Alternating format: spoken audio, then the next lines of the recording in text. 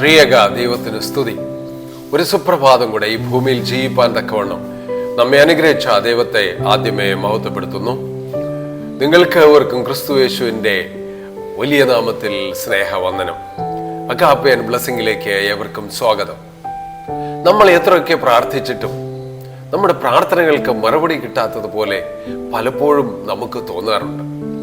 ദൈവത്തിന്റെ സാന്നിധ്യവും വലിയൊരു മനസമാധാനവും നമ്മളിൽ നിന്ന് ഒരുപാട് അകലെയാണെന്ന് ഓർത്ത് നമ്മൾ ചിലപ്പോഴെങ്കിലും വിഷമിക്കാറുണ്ട്.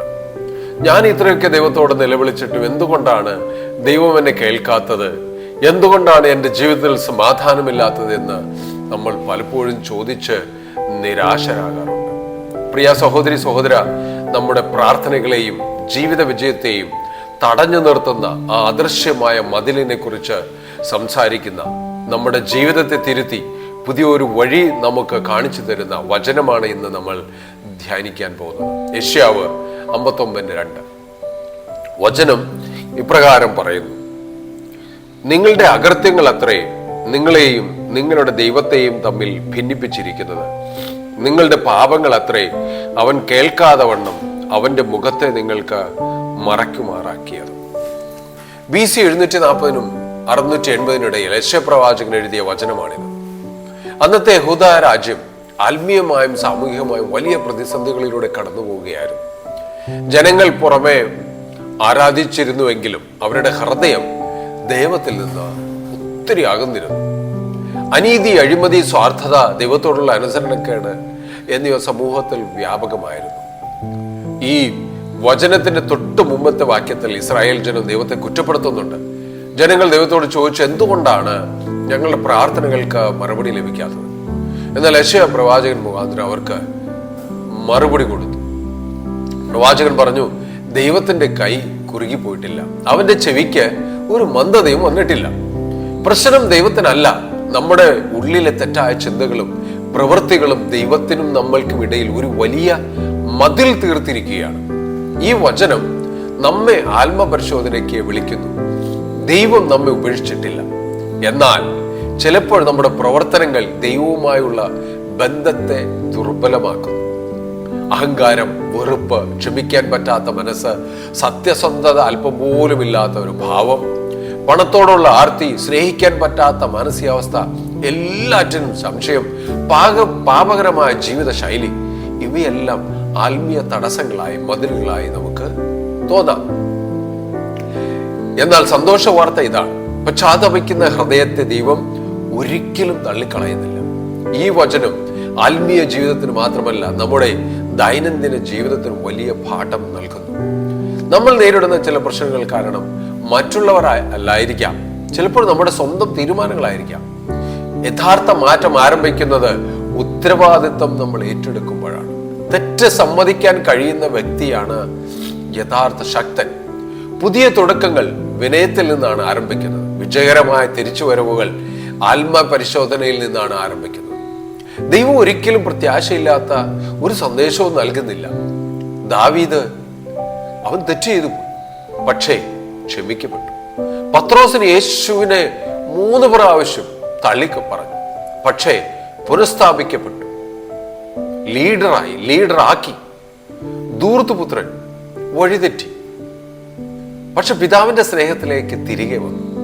ഇവയെല്ലാം നമ്മെ പഠിപ്പിക്കുന്ന ഒരു കാര്യമാണ്: പരാജയം അവസാന വാക്കല്ല, ദൈവത്തിന്റെ കരുണ അതിനേക്കാൾ വലുതാണ്.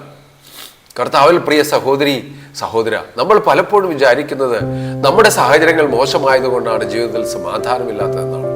എന്നാൽ വചനം പറയുന്നു, ദൈവിക അനുഗ്രഹങ്ങൾ നമ്മുടെ ജീവിതത്തിലേക്ക് വരാത്തതിന് കാരണം നമുക്കും ദൈവത്തിനും ഇടയിലുള്ള അദൃശ്യമായ ചില തടസ്സങ്ങളാണ്. മൊബൈൽ ഫോണിന് നല്ല റേഞ്ച് ഉള്ളപ്പോഴും ഒരു കോൺക്രീറ്റ് മുറിക്കുള്ളിൽ കയറിയാൽ റേഞ്ച് കിട്ടാതെ വരുന്ന അവസ്ഥ പോലെയാണ് ഇത്. നമ്മൾ മനസ്സിൽ വെച്ചുകൊണ്ടിരിക്കുന്ന ദേഷ്യം, അസൂയ, അശുദ്ധി, അല്ലെങ്കിൽ ദൈവത്തിന് ഇഷ്ടമില്ലാത്ത രഹസ്യ സ്വഭാവങ്ങൾ, ഇവയെല്ലാം ദൈവിക വെളിച്ചം നമ്മളിലേക്ക് എത്താതെ വണ്ണം ഒരു വലിയ മതിൽ തീർത്തിരിക്കുകയായിരിക്കും. ദൈവം നമ്മെ കൈവിട്ടു പോകുന്നതല്ല, മറിച്ച് നമ്മുടെ തെറ്റുകൾ നമ്മെ ദൈവത്തിൽ നിന്ന് അകറ്റുകയാണ് ചെയ്യുന്നത്.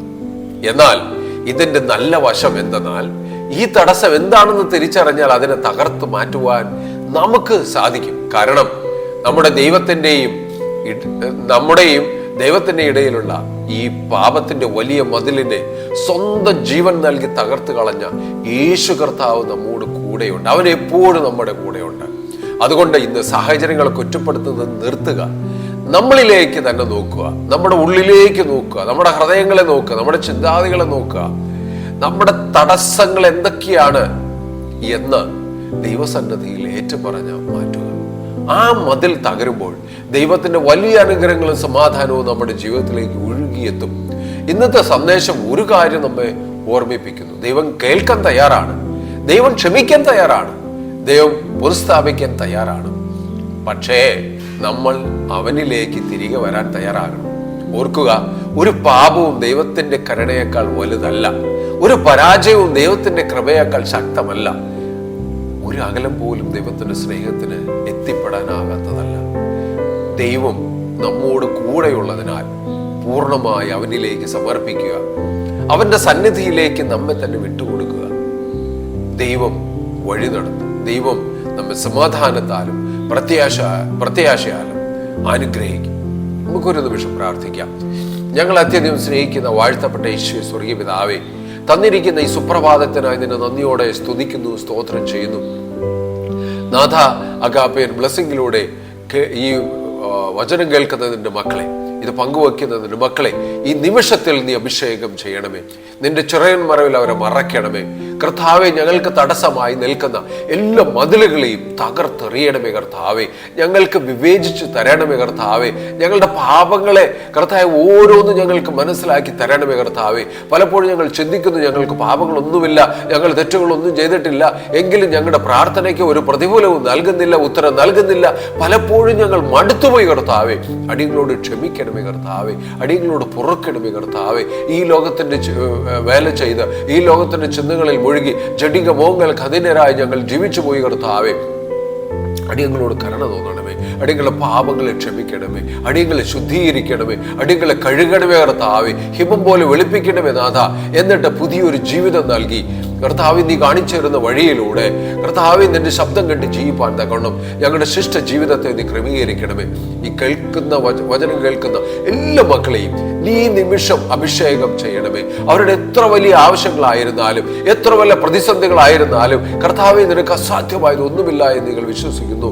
നീ ഇത്രത്തോളം വഴി നടത്തിയവനാണ് കർത്താവെ. അവരുടെ എല്ലാ പ്രശ്നങ്ങൾക്കും പരിഹാരം ഈ നിമിഷം നീ കൊടുക്കണമേ. അവരുടെ ഹൃദയത്തിൽ സന്തോഷ സമാധാനവും ഐശ്വര്യവും നീ നൽകണമേ കർത്താവെ. നിന്നിൽ അടിയുറച്ച് വിശ്വസിച്ച് ജീവിപ്പാൻ തക്കവണ്ണം സകല മതിലുകളെയും തകർത്ത കർത്താവെ, അവരെ നിന്റെ ചിറകിൻ മറവിൽ നീ മറയ്ക്കണമേ.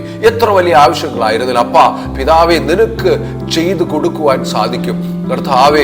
അവരുടേതായ ബുദ്ധിമുട്ടുകളും പ്രയാസങ്ങളും വേദനകളും തൊട്ട് സൗഖ്യമാക്കണമേ. നീ ഹൃദയ സമാധാനം കൊണ്ട് അവരെ നിറയ്ക്കണം. നീ അഭിഷേകം ചെയ്യണമേ കർത്താവെ. നിന്റെ കൃപ നിന്റെ മക്കളോട് കൂടെ ഇരുന്ന് അനുഗ്രഹിക്കണമേ കർത്താവെ.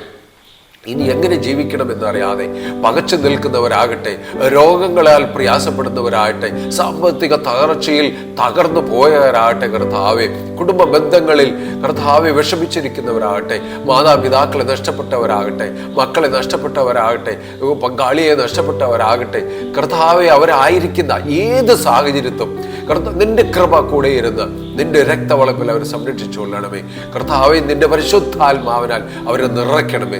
സന്തോഷത്തിന്റെയും സമാധാനത്തിന്റെയും ഐശ്വര്യത്തിന്റെയും ശിഷ്ട ജീവിതം നീ അവർക്ക് കൊടുക്കണമേ കർത്താവെ. എത്ര വലിയ ആവശ്യങ്ങളായിരുന്നാലും നിനക്ക് അസാധ്യമായതൊന്നുമില്ലല്ലോ നാഥ.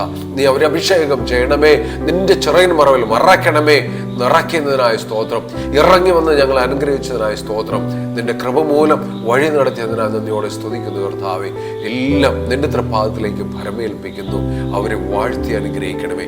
ഓരോ ആവശ്യങ്ങളെയും അവർ കൊടുത്തിട്ടുള്ള സകലത്തെയും ഇന്ന് ഇപ്പോൾ തന്നെ അഭിഷേകം ചെയ്യണമേ. നിന്റെ കരങ്ങളിൽ വഹിച്ചു കൊള്ളണമേ. നിന്റെ രക്തവളപ്പിൽ സംരക്ഷിക്കണമേ. പ്രാർത്ഥനയുടേതിനായ സ്തോത്രം. എല്ലാം ഞങ്ങൾക്ക് വേണ്ടി ജീവിച്ച യേശുവിന്റെ നാമത്തിൽ തന്നെ ആമേൻ.